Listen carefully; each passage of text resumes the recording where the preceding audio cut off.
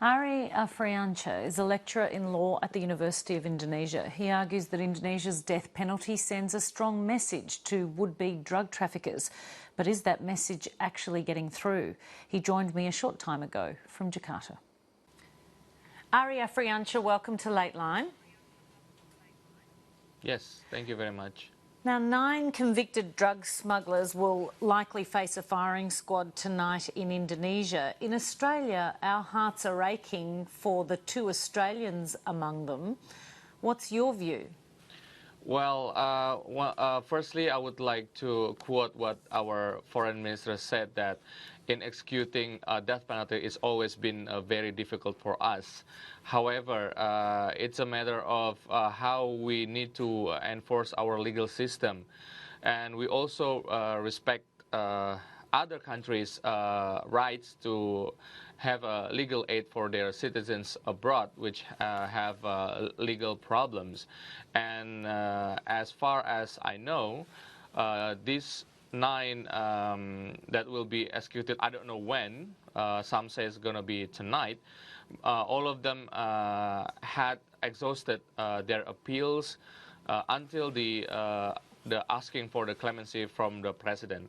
And the thing that I would like to stress is that this kind of execution is not only for foreigners. I heard a lot about discriminatory against the foreigners of the death execution.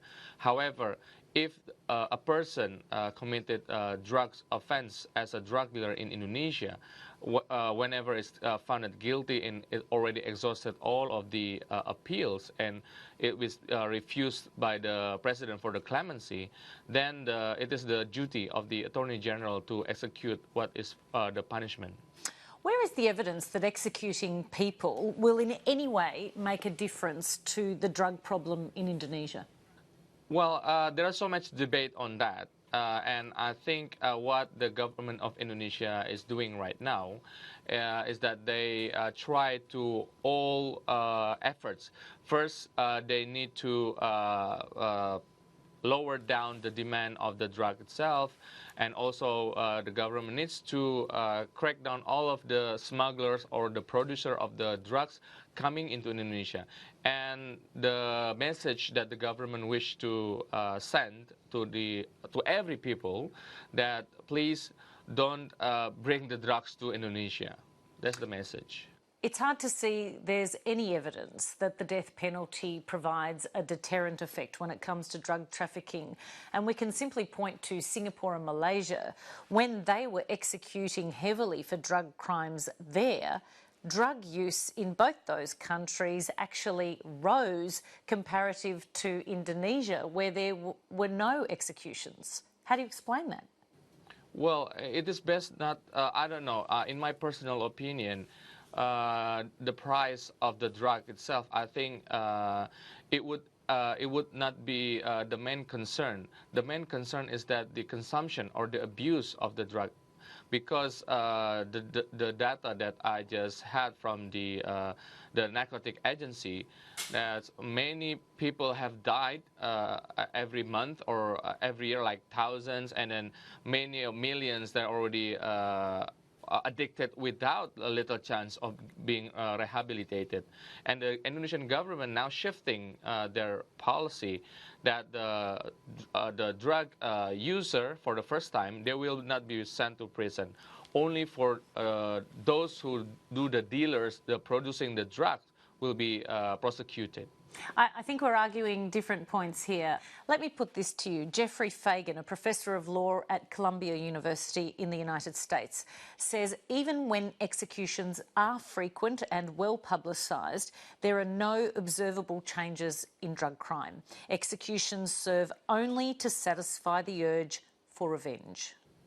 Well, the thing is that, well, you can argue about the effectiveness of the death penalty. However, what the government wish to send the message, like you just have stated before, is that we are in very serious situation in dealing with the drug abuse.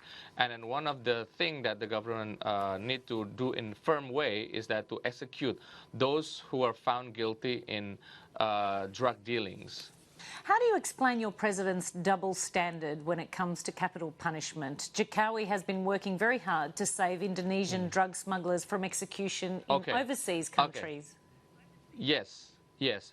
It is the duty or the obligation of every state that to protect its citizens abroad that have legal problems, same as like Australian government trying to save their citizens in Indonesia, giving legal aids and accompany with the court proceedings and so on. We do our representatives in abroad giving legal aids, for example, like our laborers in, for example, in Saudi Arabia. The point, of course, is that the appeals have not been exhausted in the case of Andrew Chan and Myron Sukumaran. There is an outstanding case to be heard in the Constitutional Court, and there are also outstanding allegations of corruption, serious corruption allegations against the Indonesian judiciary. Okay. About the hearings in the Constitutional Court, it's about the judicial review on the law on clemency, of the presidential clemency. And as far as I understand, this kind of review will only non-retrospective decision. And this is only the area of the law itself, not for the punishment. So whatever the decision of the court will not be some way or somewhat be changed from the capital punishment into the life sentence, for example.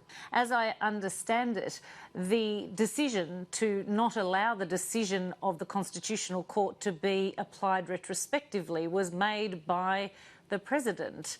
And indeed, it challenges whether he applied the protocols around granting clemency correctly. And it does specifically relate to this case because the argument is that he didn't consider the individual circumstances of these two Australian men. Instead, he put all 9 together and said all drug traffickers should be executed regardless of individual circumstances. Well, I'm not quite sure about the real situation when President Jokowi considering all the clemency appeals. However, I do believe that he and probably his cabinets will consider this for very cautious. Finally, you did talk about Indonesia's rights to carry out its own legal system as it sees fit. And yet there is state sovereignty, and then there's accepted international norms of behaviour. And Indonesia has been condemned by the United Nations. In fact, the UN Special Rapporteur on Extrajudicial Executions, Christoph Heinz, notes that Indonesia is a signatory to the International Covenant on Civil and Political Rights, and its use of the death penalty for drug offences is in violation of international human rights standards. Yes. Okay, first thing is the state sovereignty is non-negotiable, and the allegation of violation for international law, and maybe as you referring to the ICCPR and Article 6, where the right of life is non-derogable rights. However, in the paragraph 2, it says also, for those states that haven't abolished the death penalty, it may be imposed in the kind of the most serious crime when it's conducted when the law enacted. And the debate of the most serious crime itself, I've read the decision or the verbatim record of the Constitutional Court of Indonesia when they have a judicial review on the law on narcotics of the death penalty.